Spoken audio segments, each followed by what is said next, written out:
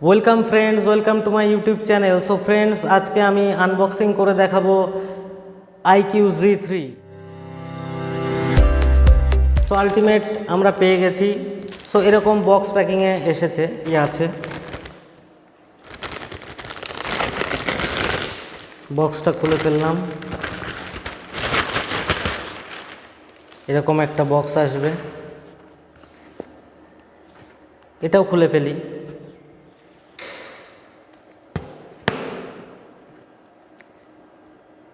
Seal করা রয়েছে, এরকম বক্স প্যাকিংয়ে আসবে।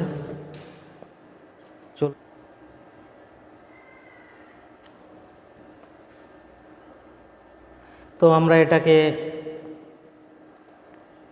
আনবক্সিং করব। তো আমরা আনবক্সিং চলতে চলতে আমরা স্পেসিফিকেশন সম্পর্কে জেনে নিই। সিপিইউ রয়েছে কোয়ালকম স্ন্যাপড্রাগনের 786G, জিপিইউ রয়েছে অ্যাড্রিনো 620, মেমোরিতে রয়েছে আমার র্যাম রয়েছে 8GB, ইন্টারনাল স্টোরেজ রয়েছে 128GB। এই ফোনটিতে একটা ভালো জিনিস রয়েছে, সেটা হলো র্যাম লোড হয়ে গেলে স্মুথ পারফরমেন্স দেওয়ার জন্য দেখা গেলো আমার 8GB র্যাম আমি ইউজ করে ফেলেছি, সেক্ষেত্রে আমার ফোন থেকে ইন্টারনাল স্টোরেজ থেকে কিন্তু 3GB এক্সট্রা র্যামের জন্য জায়গা করে নেবে। ফলে কি হবে, আমার ফোনটা কিন্তু স্মুথলি পারফর্ম করবে, কোনো হ্যাং বা কোনো কিছু ইস্যু হবে না। ফলে আমি সমস্ত অ্যাপগুলো কিন্তু ইনস্টল করতে পারবো নিশ্চিন্তায়।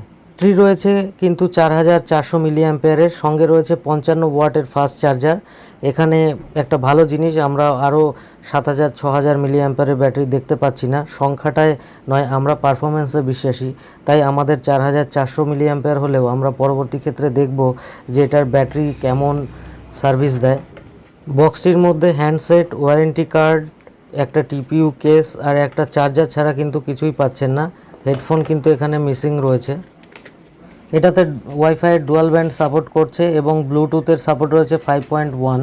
সেন্সরের কথা বলতে গেলে এখানে আপনারা ফিঙ্গারপ্রিন্ট, সাইড মাউন্টেন পাচ্ছেন, অ্যাক্সেলোমিটার পাচ্ছেন, জাইরো পাচ্ছেন, প্রক্সিমিটি এবং কম্পাস কিন্তু এখানে পেয়ে যাচ্ছেন। ফোনটিতে যদি আপনারা ডুয়াল সিম ইউজ করেন তাহলে কিন্তু মেমরি কার্ড ইউজ করতে পারবেন না। তো ফোনটিতে থাকছে হাইব্রিড সিম স্লট এবং ডুয়াল 5G সাপোর্ট এই ফোনটিতে থাকছে। ফোনটি কিন্তু প্লাস্টিক বিল্ড কোয়ালিটি রয়েছে, ফলে স্ক্র্যাচ আসার সম্ভাবনা অনেকটাই থাকছে। সুতরাং যে কেসটা দেওয়া রয়েছে সেটা দিয়ে ইউজ করাটাই বেটার হবে। এবার আমরা ক্যামেরা স্পেসিফিকেশানে চলে আসছি। মেন ক্যামেরা থাকছে 64 মেগাপিক্সেলের, আলট্রা ওয়াইড লেন্স থাকছে 8 মেগাপিক্সেলের এবং 2 মেগাপিক্সেল কিন্তু মাইক্রো লেন্স থাকছে। তো আমরা এখন ফোনটিকে করছি স্টার্ট। তো আপনাদের সামনে এরকম একটা ফোনের অ্যানিমেশান চলে আসবে। অ্যানিমেশানটা দেখতে খুবই সুন্দর, iQOO 5Gর লোগো চলে এসছে। তো আমরা ফোনটিকে সেট আপ করে নিচ্ছি, কারণ সেট আপ না করলে আমরা ফোনটির ভেতরে কী আছে সেগুলো দেখতে পারবো না। সো সেট আপ প্রসেস আমাদের কমপ্লিট হয়ে গেলে এখানে কিছু অ্যাপ এখানে ইনস্টলের জন্য অপশান দেবে, কিন্তু আমরা সেগুলো স্কিপ করে বেরিয়ে গেছি। তো আমি যেগুলো দেখছি, স্ক্রিনের ওপরে টাচ কিন্তু ভালোই এবং ইউআইটা খুবই সফট রয়েছে। এখানে আমরা ক্যামেরাটাও চেক করে নিচ্ছি, ক্যামেরাটাও কোয়ালিটিটা কিন্তু খুব একটা খারাপ নয়, আমার ভালোই লেগেছে। আর আপনারা সিম স্লট কিন্তু ওপরের দিকে পেয়ে যাচ্ছেন, যেটা সব ম্যাক্সিমাম ফোনে এখন সাইডের দিকে থাকে। সঙ্গে সঙ্গে কিন্তু ফোনে একটা সিস্টেম আপডেট দিয়ে দিয়েছে। তো আমি এখন আপডেটটা করছি না, এর মধ্যে আমরা মোটামুটি কেসটা লাগিয়ে দেখে নিচ্ছি যে ফিটিংস কেমন হয়। কেসটা লাগিয়ে কিন্তু ফোনটা একটু মোটা অবশ্যই লাগবে, কিন্তু যে পরিমাণে যে কেসটা দেওয়া হয়েছে ফোনটার কিন্তু সাপোর্ট অনেকটাই ভালো থাকে।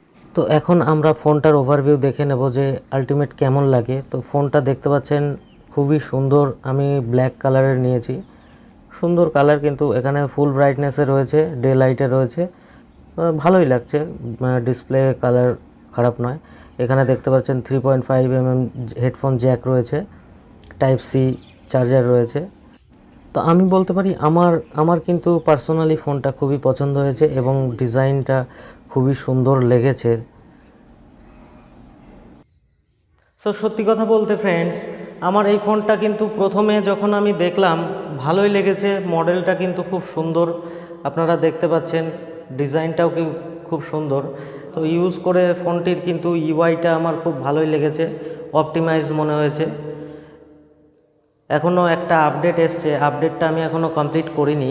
তো আপডেটটা হয়ে যাওয়ার পরে কেমন পারফরমেন্স দেয় এবং সমস্ত কিছু কি হয় আমি সব কিছু আপনাদের সঙ্গে শেয়ার করব। আমি আপনাদের সামনে কিছু ক্যামেরা স্যাম্পেল, ফটো স্যাম্পেলটা আপনাদের দেখাবো এটাকে আমি ইউজ করব, তারপরে আবার আমি এটার ফুল রিভিউ দেব। তা চলুন আমরা দেখে নিই ফোনটার কয়েকটা ক্যামেরা। আমরা ফোনটার কিছু ক্যামেরা শট দেখে নেব। এটা ওয়াইড অ্যাঙ্গেলে তোলা, আপনারা দেখতে পাচ্ছেন ইভিনিং টাইমে। এবার এটা একটা ফ্রন্ট সেলফি, নর্মাল আমি সেলফি নিয়েছি, খারাপ হয়নি, ভালোই হয়েছে। এটাও একটা ওয়াইড অ্যাঙ্গেলে তোলা, এটা মাইক্রো লেন্সে তোলা, এটা আনবক্সিং করার সময় তুলেছিলাম।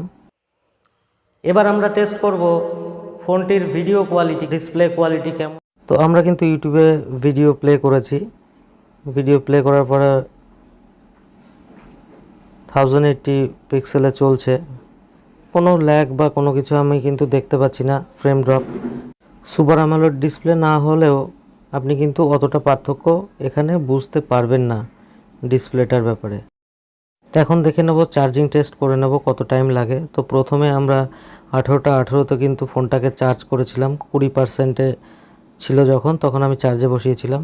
তো এখন আমরা দেখে নেব, অ্যানিমেশনটা কিন্তু খুব সুন্দর। তো আমরা 19টায় কিন্তু দেখতে পাচ্ছেন 97% হয়ে গেছে। তো প্রথম অবস্থাতে কিন্তু আমি ইমপ্রেসড হয়ে গেছি। ফোনটার লুকস কিন্তু সত্যি খুব সুন্দর। কিছু জিনিস এই ফোনটাতে খুব ভালো রয়েছে, যেমন এই ফোনটার মধ্যে আপনারা স্ক্রিন রেকর্ডিংটা ইনবিল্ট পেয়ে যাচ্ছেন, এবং এখান থেকে কিন্তু স্ক্রিন রেকর্ডিংয়ের কোয়ালিটিটাও আপনারা মেনটেন করতে পারেন, কোনো সমস্যা নেই, যেটা আমি আদার্স ফোনে পাইনি। তো আমাদের এখন মোবাইলটায় যে আপডেট চলে এসছে দেখতেই পাচ্ছেন। যখন আমরা প্রথম ফোনটাকে অন করলাম তখনই কিন্তু একটা ফানটাচ ওএসের আপডেট চলে এসেছে। আপডেটের মধ্যে এখানে বলছে network, Bluetooth, fingerprint recognition, camera stability. এখন আপডেট করছি না, পরবর্তী ক্ষেত্রে আপডেটের জন্য যদি কোনো পারফরমেন্স বৃদ্ধি পায় আমি আপনাদের জানিয়ে দেবো অবশ্যই। পুরো ফাইনাল রিভিউ এই ভিডিওতে আমি দিতে পারছি না, কারণ এই ফোনটিতে আমার মনে হলো এই ফোনটার এত স্পেসিফিকেশান রয়েছে যে আমাকে সেপারেটলি ভিডিওগুলো করতে হবে, আলাদা আলাদা ভিডিও করতে হবে। সো আমি ভাবছি এই ফোনটার জন্য আমি আলাদা আলাদা ভিডিও। সো আজকে এ পর্যন্তই, দেখা হবে আবার পরের ভিডিওতে।